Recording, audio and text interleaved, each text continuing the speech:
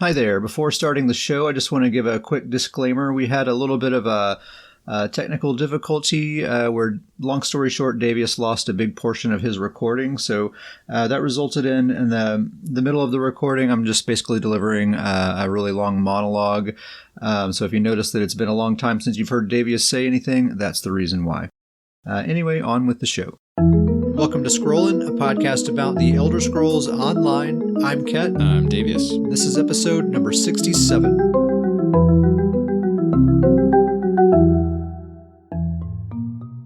Hey, Davius, guess what time it is? Scrollin' time. It's scrollin' time. It's also time for the New Life Festival. It is here. I messed that up. I messed it up. You know. All right, start over. Hey, Davius, guess yeah, it's the New Life Festival. It's here. It's here right now. By the time this recording goes live and people can hear it, it's already gone live. December 16th through Tuesday, January 4th is the New Life Festival. What you can do during the New Life Festival, you can do an intro quest to unlock a collectible item, and then you can use that collectible to gain a 100% XP boost for 2 hours, and you can refresh that over and over again throughout the duration of the event. After the event ends, you can still use the collectible, but you no longer get the XP boost.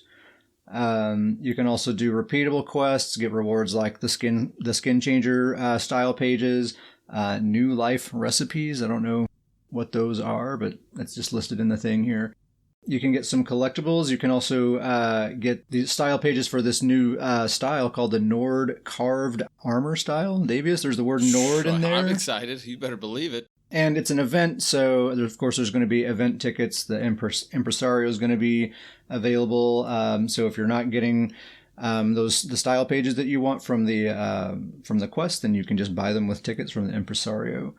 And I think they'll probably be for sale on Guild Traders as well, but probably pretty expensive, I imagine, since it's a brand new style that we haven't had access to before.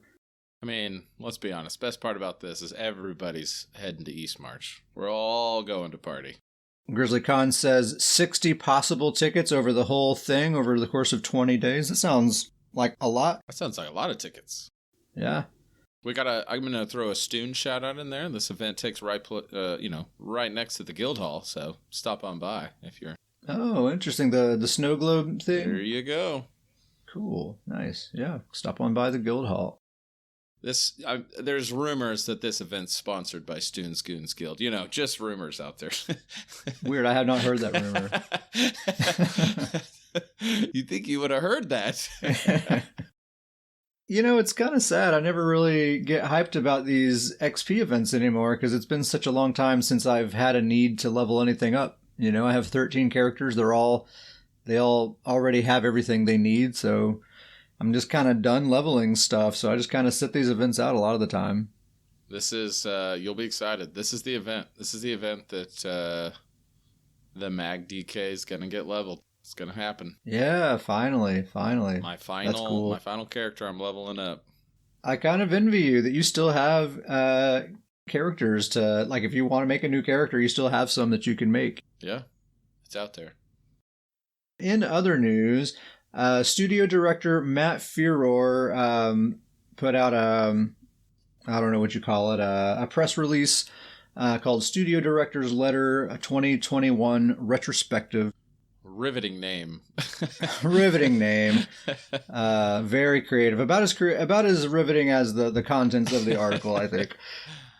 So studio director Matt Furor is just kind of looking back over the past year and just kind of talking about his thoughts, how he thinks things went, and that sort of thing. But, I mean, you can read it. You can go to elderscrollsonline.com and it'll be one of the top linked things there. But basically, he's just saying it was a very difficult year, a very stressful year. They're all very tired. Yet they think it was a very successful year all the same. They said that their main goal was basically to have more stable launches in 2021, like less crashes, less bugs, and things like that. And he says that they feel that they were successful in that regard, and I think I agree in my experience anyway. I haven't really experienced a ton of bugs or crashes or anything like that. He says companions have proven to be remarkably popular. 1 for 2, Matt. 1 for 2, buddy. Yeah, what I think is funny there is how close remarkably popular is to just saying that it's remarkable, which is like the flattest thing you can say about something. Like, oh yeah, you can remark upon it, sure. You know, we talked a little bit about this, and I think the thing is with companions, and very similar to even antiquities. You know, we were talking a little bit about this the other day, and those two things were very much kind of flash in the pan items. They were really fun, and you kind of really explored them, but really that excitement and that kind of interest, at least for me and you, I can speak to this, it kind of lasted about maybe a month. And then it was kind of like, now we've kind of forgotten that they exist in the game. And I'm not saying every player is like me and you, but I bet you there's a lot of players out there like me and you where these were kind of new, interesting, very flash in the pan. It's like, all right, let me test this out. Let me kind of take a look, experience it. And then it's kind of to the point now, I don't want to rag on it too much, but when's the last time you really got excited for antiquities or even companions? It's just kind of like easily forgotten.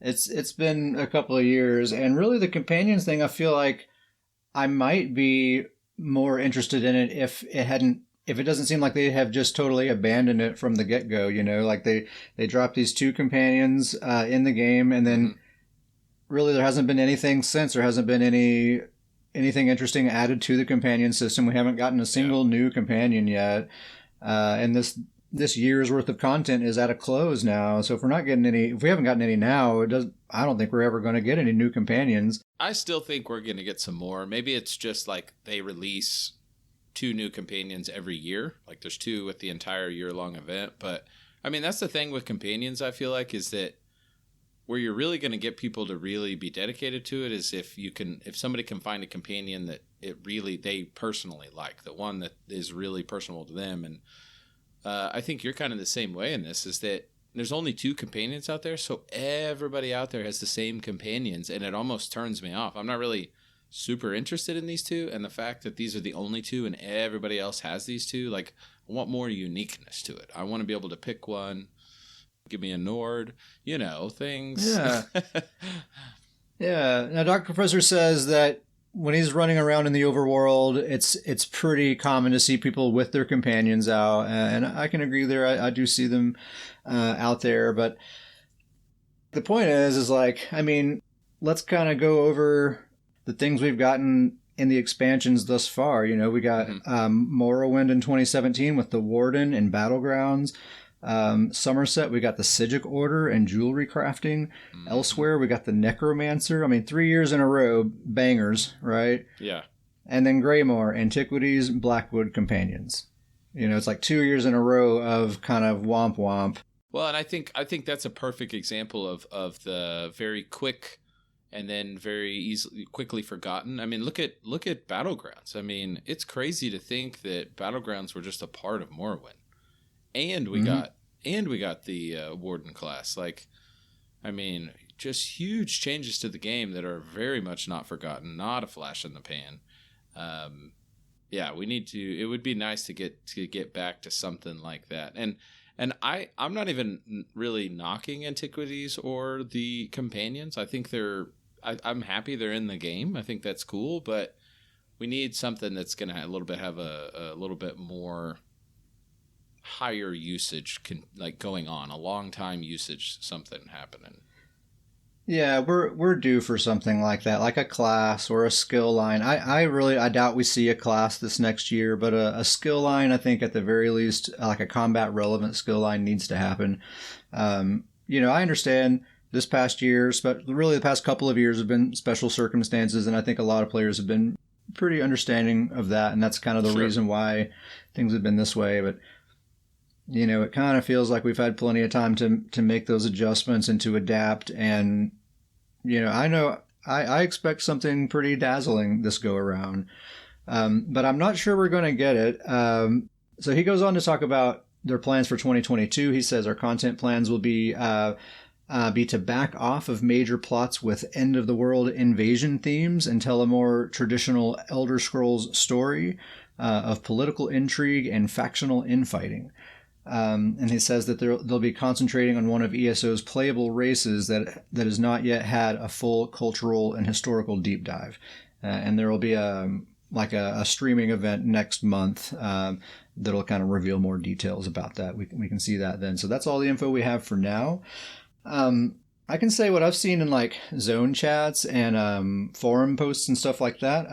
A lot of people seem to be responding pretty positively to the whole like backing off of end of the world themes. It seems like people are kind of tired of that, and it sounds like a kind of refreshing to get more into like a political sort of thing. So that'll be cool. I've seen a lot of good responses to that.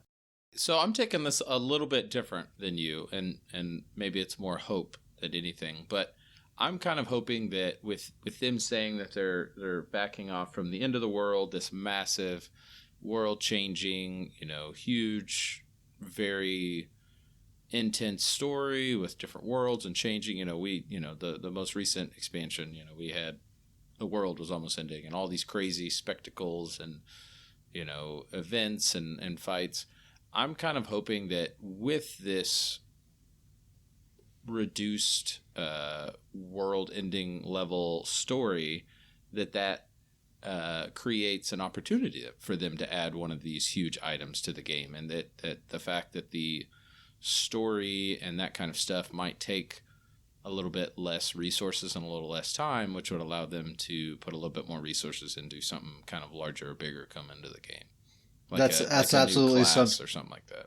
Yeah, that's absolutely something that I was going to say is like, hopefully, if they're not doing this whole end of the world thing, they're not going to be spending all these resources making a big Mehrunes Dagon fight, for example, and stuff like that.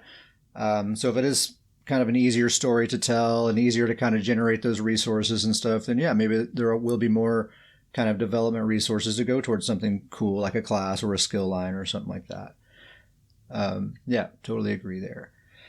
Matt does say that they are prioritizing the well-being of their dev team, and they may need to be a bit more selective with how they focus their efforts, and that's what makes me feel skeptical about like what's going to be getting offered, because he's setting expectations like very clearly. Like he said in the beginning of this letter, basically the takeaway of this letter is, hey, it's been hard and we're tired, right? Like that's the main message here. And then he's kind of setting these expectations, and this is kind of the third year in a row that we're kind of having expectations set for us.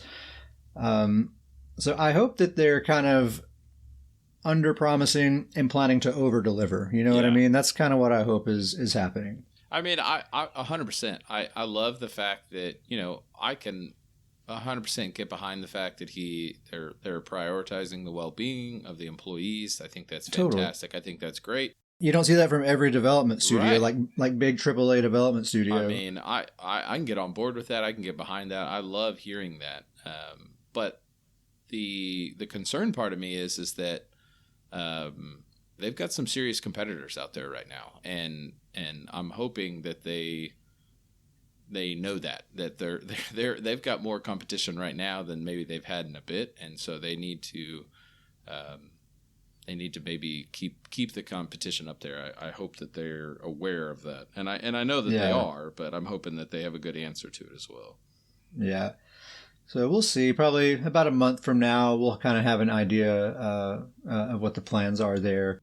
Now, I will say, I don't think Matt has done the development team very good justice with his letter here, though.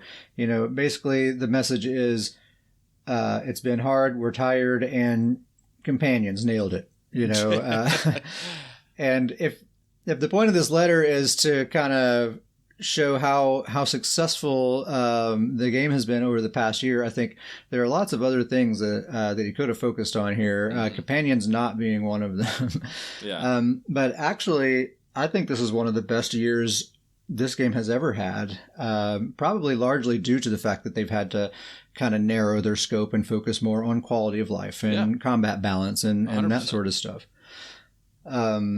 And so that's really those are the areas that they have excelled in this year. I think combat balance and quality of life in particular, and that's what's really made me feel okay about the fact that like we didn't get a class or anything. It's like the work they've been doing is actually really great.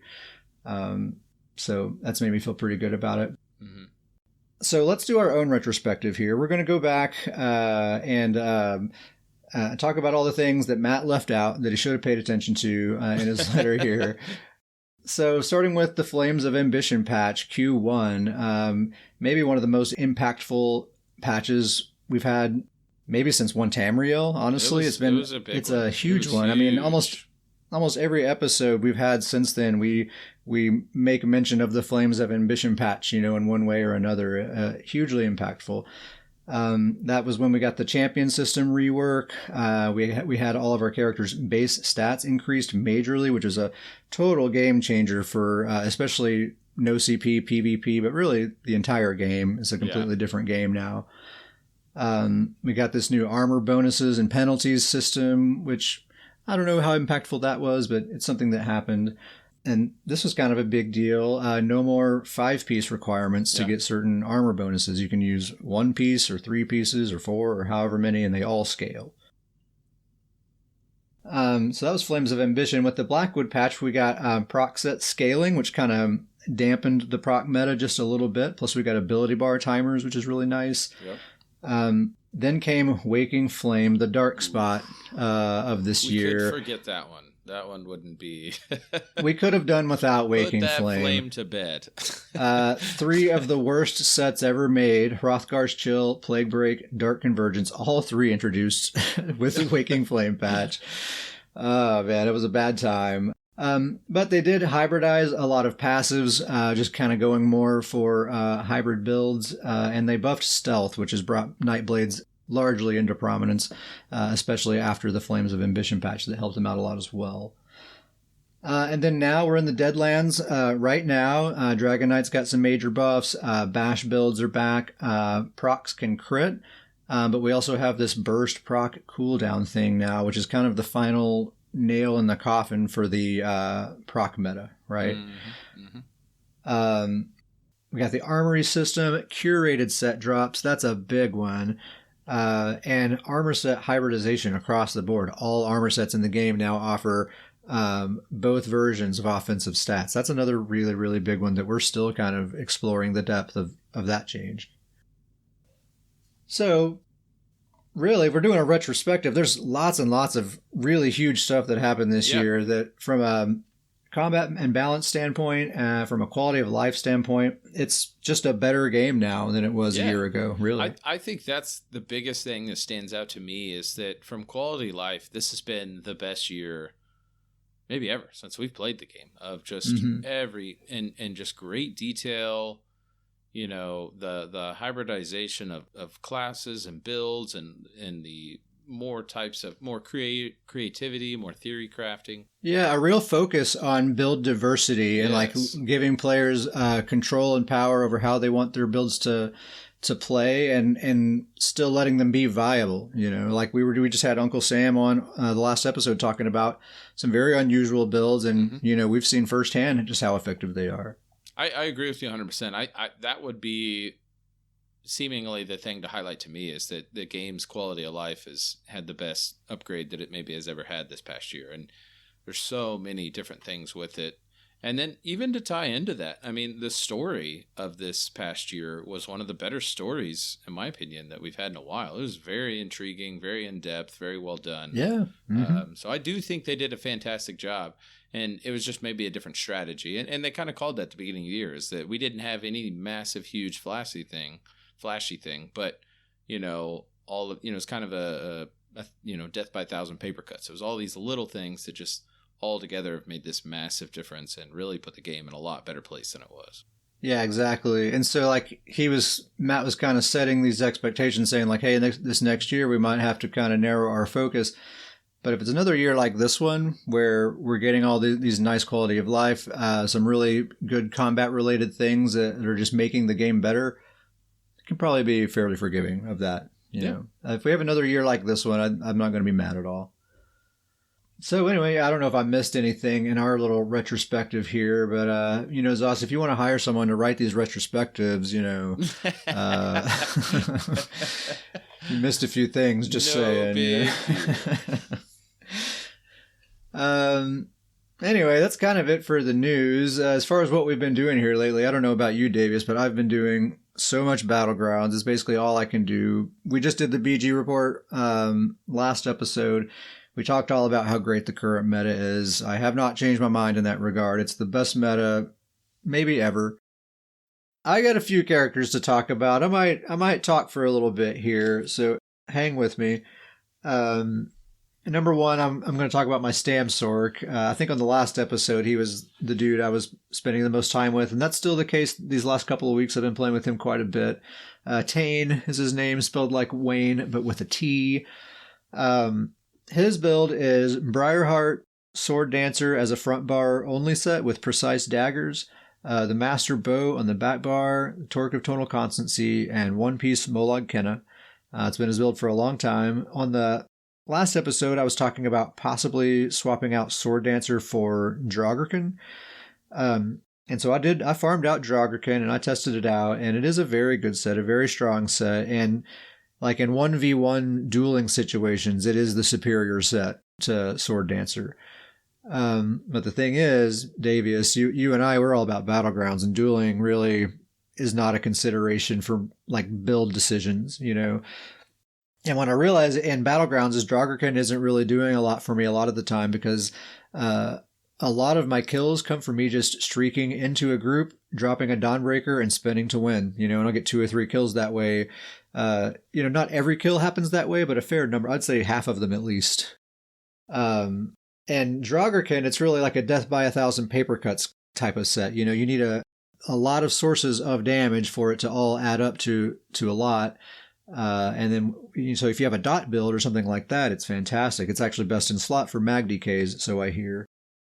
So anyway, for if Battlegrounds is kind of the main thing that you're doing, I think Sword Dancer having that 600 weapon damage straight to your AoE execute is a lot more valuable. Plus to my spammable as well. So sticking to that tried and true build that I've had for a long time. I've also switched my food away from Dubious, and I'm using the Sugar Skulls now. So I've basically traded that recovery for more max stats and a lot more magicka, which actually made the build feel a lot more comfortable because of how the torque works, you know. It's weird, but I have a lot less sustain, but that makes the torque kind of work more, and I always have that magicka that I need to do a dark deal to get more stamina or to do a streak or whatever. So that seems to have made it the sweet spot as far as that goes. I did try taking it a step further, and I'm still testing this out. I'm undecided, but it might be a step too far. I switched my Mundus Stone from the Serpent, which is stamina recovery, to the Warrior, which is weapon damage. So that was kind of my final investment into sustain besides the torque, right? So it's like all damage all across the board now. What I like about that is my stat sheet now shows fully buffed a cool 7,000 weapon damage. And that doesn't count the 600 from Sword Dancer or the 300 from the Master Bow, right? So I have a hidden 900 on top of that. So I just really like seeing that on the stat sheet. But I do think recovery-wise, it is a step too far. I do always have the magicka. I can do dark deals to get stamina, but I sure am doing a lot of dark deals, you know. It's a lot of dark deals. It might be a bit too much, and the damage is still ample with the Serpent Mundus. It's just fine. So I'm going to stick with the Warrior for a little bit longer and see if I can just make it feel comfortable. Maybe I'll find that rhythm and it'll be good, because it's a ton of damage. But if it never feels good, I'll be fine going back to the Serpent. And that, I think the Sugar Skulls with the Serpent Mundus probably is the sweet spot. So that's the StamSorc Tane. So whenever I play with my StamSorc, or whenever I put a lot of time into my StamSorc, I usually end up putting a fair amount of time into my stamina Templar, Betsy, as well. Because they're built kind of similarly. They're both reliant on mobility as their main defense. They're totally speed capped. They're all about hit and run and all that sort of stuff. So when I'm in the mood for that kind of play style, these are the two that I have to choose from. So I'm always kind of comparing them to each other. And I wish I could do a proper shout out. I don't remember who it was. I was in Discord voice chat with some people. and I was talking about my StamPlar, and this person asked, what is it about StamPlar that makes them good at this kind of playstyle, this sort of like speedy, roly-poly playstyle? Because it seems like they're designed for the opposite, right? It seems like they're stand your ground, claim a piece of ground, and stand there and defend it. If you look at their abilities, that's kind of how they're designed. And really, StamSorc is the one that's designed to be all speedy and fast. Yet, in my hands, at least, these two characters get comparable results, you know? And so they asked me that, and kind of there in the moment on the spot, I couldn't really come up with a good answer. I was just kind of like, I don't know, it feels good. But since then, I've been kind of thinking about it more, and I've been bouncing back and forth between my StamSorc and my StamPlar, doing battlegrounds, and keeping that question in mind, trying to figure out what is it about StamPlar that makes them so good at this particular play style, even though they weren't seemingly designed for it. So I think it really comes down to the fact that their toolkit is extremely simple, and it doesn't take a whole lot of mental processing power to like decide what to do moment to moment. You know, for this like roly-poly, speedy, glass cannon, hit and run type of play style, you really have to build your character super duper squishy. Like you need a ton of damage, you need a ton of recovery, you need a lot of speed, and there's just no investment left over for defensiveness, you know, after that. So like fast decision making is very, very important, and it's very important that you don't make any mistakes. Like if somebody gets the jump on you, if you don't make the right decision immediately, you're probably not going to get a second chance, right? And I think that really is the main factor with StamPlar, is because it's so much easier to make those snap decisions in the moment because you only have so many options, like compared to a StamSorc who has kind of a lot of options. I think the main reason for that is just that they have a lot of stuff packed into just a few abilities. Prime example is jabs. We always say that jabs is the best spammable in the game, but honestly, I think it's maybe the best ability in the game, when I really think about it. So it's a spammable, but it's not just any spammable. It's a spammable with a 20k tooltip. So it's also your main burst attack, really. It's also where you get your major crit buff, so you don't have to waste a bar slot for that or a potion or anything like that. And it's also an extremely effective anti-stealth tool, and that's basically mandatory this patch. And again, you don't have to waste a bar slot or a potion for that either. It's all built into your spammable. So you have like 3 or 4 bar slots worth of stuff packed into this one ability. Restoring focus, the rune that you place on the ground, is another example of that. It's your main armor buff, and it's your primary sustain tool. So on any other class, that would be 2 different abilities, 2 different bar slots, but on a Templar, it's 1 bar slot. So it's saving you that bar space. It's also simplifying your buff rotation big time. Also, the cleansing ritual is another great example. It's a very strong heal over time, which you need. It's a cleanse, which is very important. And the fact that it cleanses 5 negative effects at a time makes it a very effective snare removal as well. So you don't need to waste a bar slot or a potion for snare removal either. You know, so like you slot 3 abilities: jabs, restoring focus, and the cleansing ritual, and your build's almost done. You know, you throw rally, throw vigor on there, you have a totally complete kit now, and you still have like 5 bar slots left. I think the result is their kit is so simple and so many things are packed into so few abilities that you just have a much lighter mental load while you're playing. You're not processing so much about like what your character is doing moment to moment. And when you have to make these snap decisions, like in the moment, a split second decision, you know, you basically can only do 2 things. You know, you can either cleanse and do a roll dodge, or jabs if it's like an offensive opportunity, right? If it's like a panic situation, it's one of those 2 things are your only options. Whereas you think of like a StamSorc, for one, they have this weird resource balancing game, right? Like I find that I'm always watching both my resource bars to kind of maintain a balance of those on my StamSorc. So already there's kind of a lot of mental energy going there. And then I could do a dark deal, I could do a streak, or I could do maybe I want to do a roll dodge instead of a streak because I want to save that magicka for a dark deal. Or maybe I'm going down some stairs and it would be better to roll dodge because if I streak, I'm going to go straight ahead and then I'm going to be suspended in the air until I fall down and people can just freely attack me, you know, until I hit the ground and can continue running. this is like a lot of things that I'm thinking about moment to moment, whereas with the StamPlar, cleanse and do a roll dodge.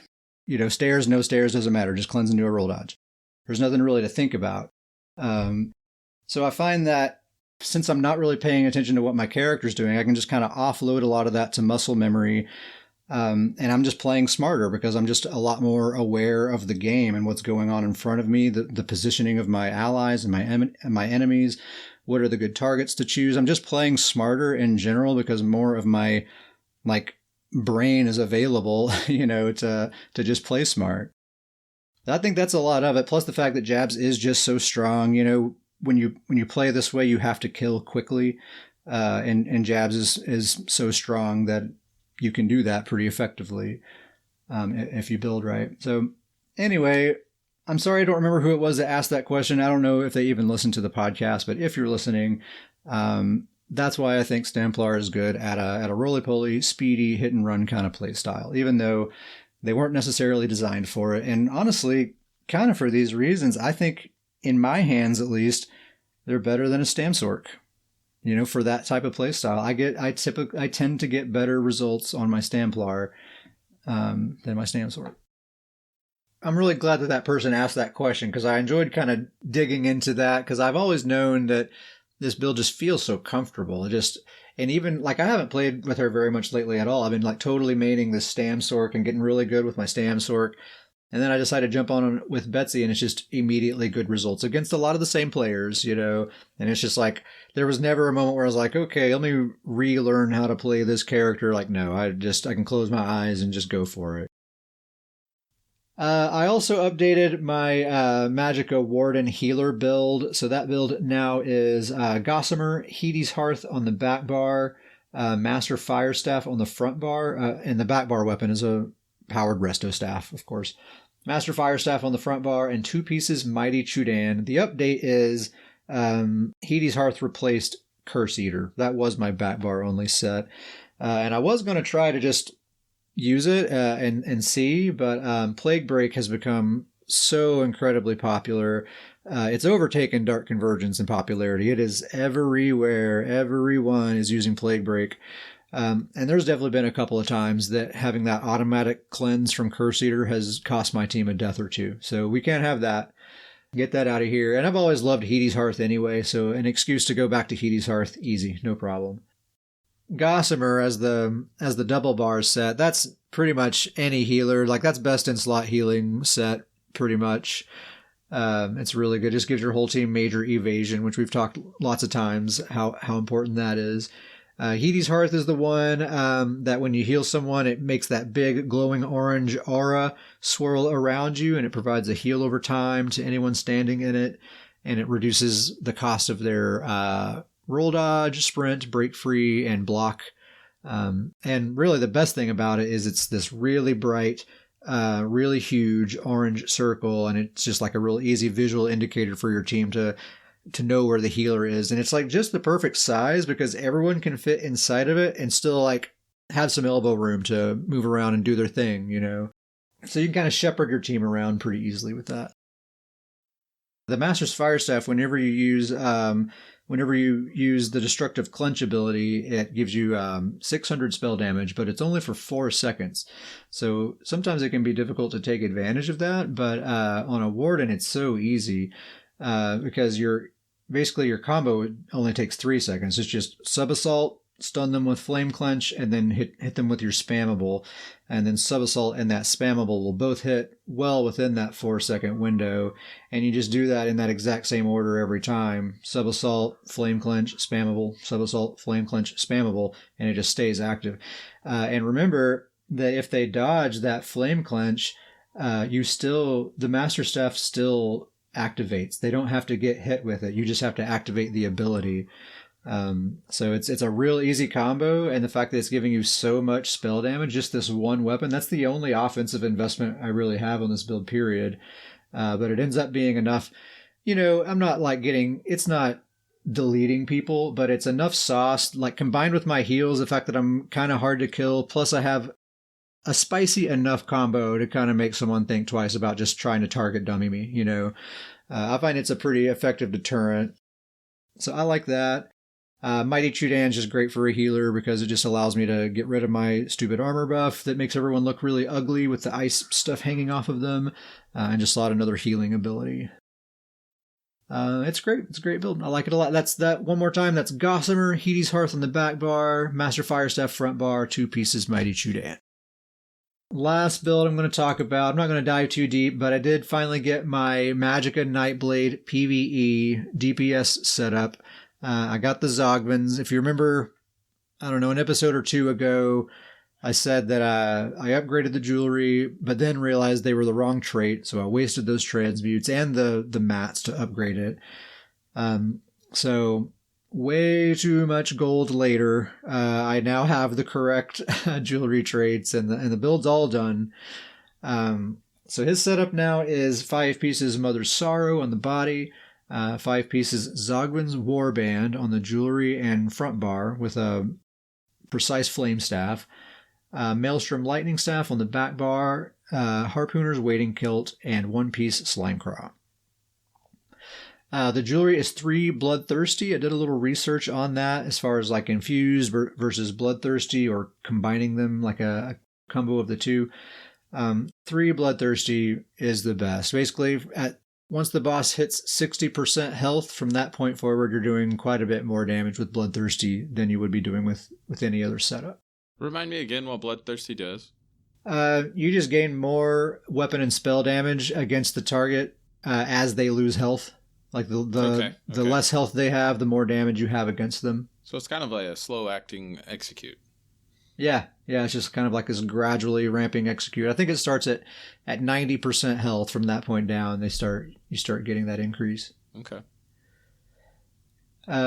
Using the Ghastly Eyeball food, which just gives me max Magicka and Magicka recovery.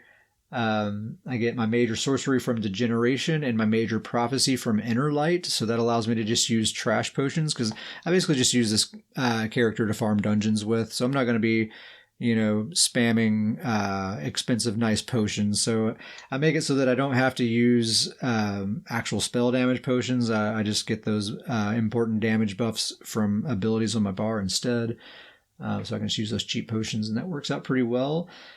I've been doing a little target dummy practicing. I have not yet hit my goal of 70k as far as like beginning to end, but I have gotten pretty close. My best so far is 68,000, and I'm averaging around 65,000 on the trial dummy.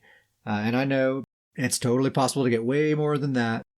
But anyway, that's the MagBlade. Not much to say there, but I think I can get that 70k DPS. I think I'm going to practice my rotation, kind of refine it a little bit. I think I can probably make a couple of like target dummy specific tweaks to the build to inch a couple more thousand DPS as well, and I think I can get there. And that's really my goal. If I can hit 70,000, then I'm a PvE success at that point, I would say. Emails and shoutouts. We got a few shoutouts here. Dr. Professor for typing !golden 2 weeks in a row, dude. Nailed it. 2 weeks. In the Discord. He beat out Grizzly Con, getting that gold vendor info into the chat 2 weeks in a row. MVP.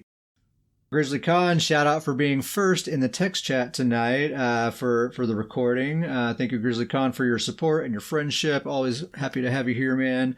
Yeah. And another shout out to our buddy Uncle Sam. We've just been doing a lot of BGs and stuff here lately, and just kind of hanging out in Discord while we're playing. And Sam's a cool dude, and I've just been enjoying getting to know Sam and learning some PvP tips from him, especially dueling. Yeah. I'm really bad at dueling, and Sam is making me very aware of that. Very good. So thanks, Sam. Any other shout outs, Davius? I think you got them all. We have a guild. It is the best named guild on PCNA. And it's also the official guild of the Scrollin' Podcast. The name is Stoon's Goons. If you'd like to be a member of Stoon's Goons, you can send us an email at scrollandpodcast@gmail.com, and we'll get you in there. You can also send us an email about anything you like, any questions you have, anything you'd like to suggest for the show, things you'd like to hear us talk about. Just say hello, tell us a joke, really whatever you want. Scrollandpodcast@gmail.com. And I think that's the end of the podcast. Thank you very much for listening. We'll see you next time.